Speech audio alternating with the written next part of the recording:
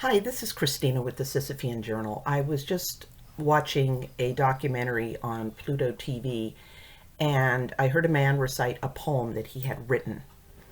And I would like for you to listen to this poem and think, who do you think wrote it? And then we'll have a little bit more discussion. So hold on. Abortion providers are labeled killers, exploitive, horrendous, barbaric, and inhumane. Not physicians, oathed to heal. Lest we forget, what chance have those infants, those without the support of their parents, of their families, of their communities and their societies?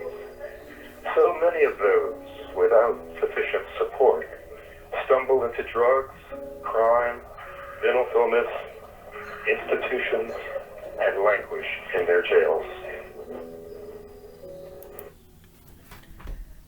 That poem was written by Kermit Gosnell. That poem was something that he read to a reporter who was interviewing him over the phone after his conviction. Kermit Gosnell, if you're not familiar with him, I'm not going to tell you anything about him. I'm just going to provide links below to some different videos that tell you who he was, and I'll put how long they are so that you can choose how in-depth you want to go. But I can tell you from listening to years and years and years of tapes of National Abortion Federation meetings and risk management seminars, reading scads of books written by abortion rights supporters, what Gosnell said was half of the justification I hear from pretty much every abortion practitioner. And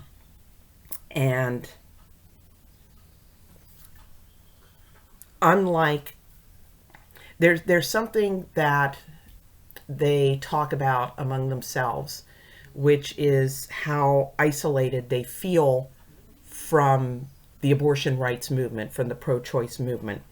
They feel like they're the ones stuck doing the dirty work, the painful, disgusting, distressing, often nightmare-inducing work, while the leadership pretends that what they see and feel isn't real. That there is no life snuffed out, that it's just a simple medical procedure like any other. When Gosnell refers to them as these infants,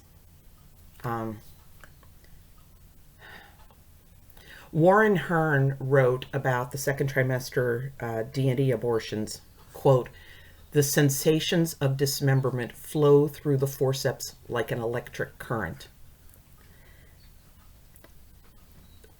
The people doing the abortions know what it is that's destroyed. That's why some clinics were referring to Gosnell, because the practitioners weren't comfortable going past a certain point. A lot of them won't do it when the fetus is too big to pass through a suction cannula, because they can't stand the sight of the little arms and the little legs and the intestines and the crushed little skull. So I just want you to think about Gosnell's justification of what he did. Does it justify what he did? And does it justify what other practitioners do, wherever their cutoff point is, whether it's 30 weeks, 22 weeks, 15 weeks, 12, which is a typical comfort cutoff point because they can't pass through the suction cannula after that point. What are your thoughts? Was Gosnell justified? Are any of them justified?